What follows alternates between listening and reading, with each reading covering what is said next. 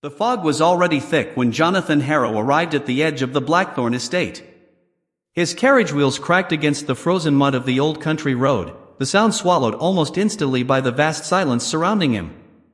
The horses were uneasy, their breath rising in plumes of mist, eyes wide with the instinctive dread that animals seem to hold for certain places. Ahead, the great gates of the manor stood half open, black iron twisted into ornate patterns of roses and thorns. They groaned as the wind moved through them, like the sigh of something ancient and half asleep. Jonathan leaned forward, peering through the fog as the driver hesitated. "Go on," Jonathan murmured, trying to sound confident. The driver shook his head, muttering something about old legends, about travelers who never came back from Blackthorn Manor. Jonathan ignored him. Superstitions had always been his enemy. He was a scholar, after all, a historian who saw truth beneath the layers of myth. Still, as the carriage rolled through those gates, he could not shake the faint sense that the air itself had changed. It was colder, heavier, charged with a quiet that felt almost watchful. The manor appeared slowly from the mist, vast and skeletal, its towers reaching toward the bruised sky like fingers of stone. Ivy clung to its walls as though trying to pull the building back into the earth. Windows glimmered faintly with the reflection of the carriage lamps, but none showed the warmth of firelight within. When Jonathan stepped down, the ground crunched beneath his boots, frost having claimed even the gravel path. The door opened before he could knock. A man stood there, pale as candle wax, dressed in a servant's uniform that looked a century out of date. His face was expressionless. Without a word, he took Jonathan's coat and gestured for him to follow. They moved through corridors that seemed to stretch endlessly, the air filled with the faint scent of dust and age. Every few steps, Jonathan's candlelight revealed portraits, solemn faces of men and women painted with unnerving realism. Their eyes seemed alive, following him. When they reached the great hall, Jonathan finally saw his host. Count Alaric Verne stood at the far end of the room, beside a long table set for two. The count was tall and elegant, dressed in black velvet, his posture unearthly in its stillness. His hair was dark, his face pale but smooth, untouched by time. He smiled, a small, precise smile that revealed perfect white teeth. "Mr. Harrow," he said, his voice deep and melodic, echoing faintly against the stone walls. "You've come a long way. I was beginning to think you had lost your way in the fog." Jonathan bowed slightly, uneasy yet intrigued. "Your reputation precedes you, Count Verne. I couldn't resist the invitation. They say your library holds texts no scholar has seen for centuries." The Count's eyes gleamed, a color Jonathan could not quite place, somewhere between crimson and gold. "Oh, my collection is indeed unique.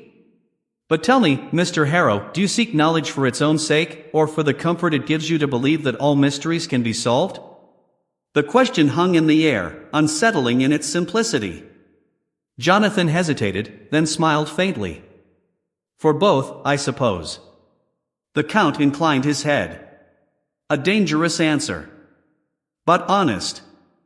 Dinner was served, though Jonathan noticed the Count did not eat. He sipped from a glass of dark wine, or what Jonathan thought was wine, and spoke of philosophy, mortality, and the illusion of time. The more he spoke, the more the room itself seemed to draw closer, as if the walls were listening.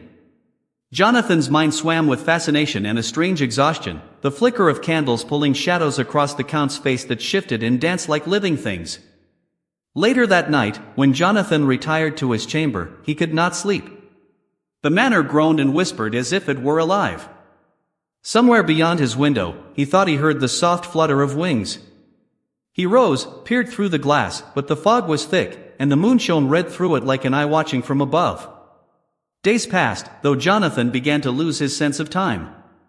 The Count appeared and disappeared without warning, always silent in his movements, always calm, always curious. The two spoke at length about myths of immortality, of creatures who fed not on flesh but on the soul itself. Jonathan found himself both fascinated and uneasy, for whenever he mentioned such legends, the Count would smile faintly, as if recalling an old memory rather than hearing a myth. The library was a labyrinth of ancient books, written in languages long dead. Jonathan studied late into the night, though he often found himself waking at the desk, unsure when he had fallen asleep. His dreams were strange, of whispering voices calling his name, of red eyes watching him through candlelight. One evening, he decided to explore the eastern wing, which the servants always avoided. The corridor there was colder, the walls damp with condensation. He found a heavy wooden door bound with rusted chains. A draft leaked through it, carrying the faintest scent of iron, old, dry, unmistakably like blood. As he leaned closer, he thought he heard a faint sound beyond it, not movement, exactly, but something between a sigh and a heartbeat. He stepped back quickly, his skin crawling. That night, at dinner, he mentioned the door. The Count looked at him for a long moment, his expression unreadable. "Some rooms," he said finally, "belong to the past. And the past does not always rest quietly." He raised his glass, the liquid within glinting darkly. "You must forgive the house. It keeps its memories too well." Jonathan tried to laugh, but the unease would not leave him. The manor felt heavier each night, the silence deeper. Once, passing a mirror in the hallway, he caught sight of his reflection, or rather, the lack of it. For a brief second, he thought his face had vanished entirely, replaced by the dark room behind him. When he looked again, it was there, pale, drawn, his eyes sunken. He blamed fatigue, though something in him knew better. He began to notice the servants too, or the absence of them. They moved soundlessly, always out of sight. He never saw them eat, or speak. They seemed less like people and more like shadows given shape.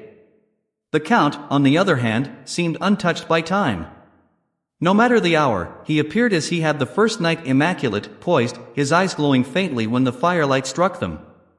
"You grow pale, Mr. Harrow," he said one evening, as Jonathan sat by the hearth, trembling slightly. "Perhaps you should rest." Jonathan tried to speak, to insist he was well, but his voice faltered. "I've been having dreams," he admitted. The Count smiled gently.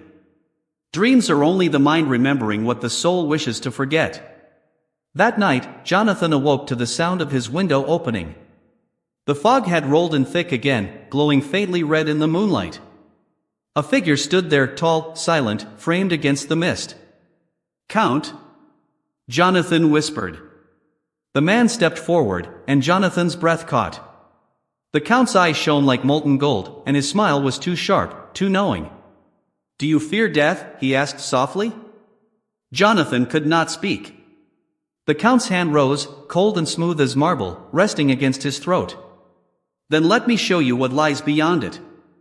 There was a flash of movement, a whisper of breath, and then pain, a quick, burning pain followed by a dizzying warmth that felt like drowning in ecstasy and terror all at once.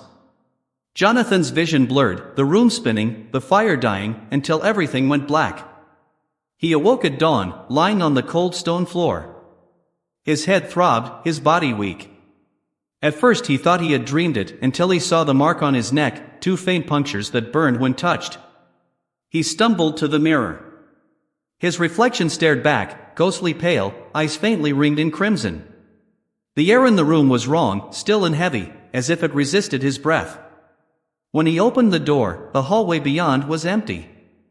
The manor seemed deserted. The Count was nowhere to be found. Days, or perhaps weeks, passed in confusion. Jonathan felt no hunger, no fatigue. He wandered the house like a ghost, his journal the only proof of his slipping sanity. The words he wrote no longer made sense. They curved and twisted across the page in patterns that looked more like symbols than language. Sometimes, in the stillness, he heard footsteps behind him, but when he turned, there was only silence. Then, one night, he returned to the library and saw a new portrait on the wall. It was of him. The paint was still wet. His likeness stood beside that of the Count, both rendered in uncanny perfection, their eyes the same unnatural red. Beneath them, a brass plaque gleamed faintly in the candlelight. "He who enters the house of the undying shall not depart as man." His hand shook as he read it. Somewhere in the distance, the Count's voice echoed, soft as a whisper through the walls. "You sought the truth, Mr. Harrow. Now you have found it." Jonathan tried to flee. He stumbled through corridors that seemed to twist and shift. The doors he opened led back to the same rooms, the same paintings, the same flickering lights. At last, he found himself outside, the fog swallowing him whole. The horses were gone. The road was gone. Even the sky seemed to pulse faintly red. He ran until his strength gave out and collapsed upon the frozen ground. When he awoke again, he was back inside the manor. The Count stood over him. "You cannot leave," he said gently, almost sadly. "The house remembers you now. You are part of it." After that night, Jonathan stopped counting the days. The manor no longer felt like a prison, it felt like a dream he could not wake from. Sometimes he thought he heard voices calling from the village below, but when he looked from the balcony, there was only mist. Other times he would find strange objects in his room, a locket, a ring, a child's shoe, relics of those who had come before him, perhaps. The Count would visit occasionally, always at dusk. They would speak of eternity, of the futility of time. Jonathan began to understand the allure, the peace that came with letting go of fear. And yet, deep within him, some part of his humanity still screamed, faint but alive. The last pages of Jonathan's journal are written in a trembling hand. He speaks of the fog thickening, of the manor breathing. He writes of a voice that whispers his name in the dark, promising release. The entries grow shorter, stranger. The final words are almost illegible. The moon is red again. I think I hear the Count calling. Or perhaps, it is me. No one ever found Jonathan Harrow. The villagers say that sometimes, on nights when the moon burns crimson and the fog rolls in from the sea, lights flicker in the old windows of Blackthorn Manor. They say two figures can be seen standing on the balcony, one tall and still, the other leaning close beside him. Some claim to hear laughter carried on the wind, soft and mournful, like a memory of something that never quite died. And if you wander too close, if you follow the sound through the fog, you may see the gates swing open as if waiting for you. But you would be wise not to enter. For the house remembers every soul that crosses its threshold, and once it knows your name, it never forgets.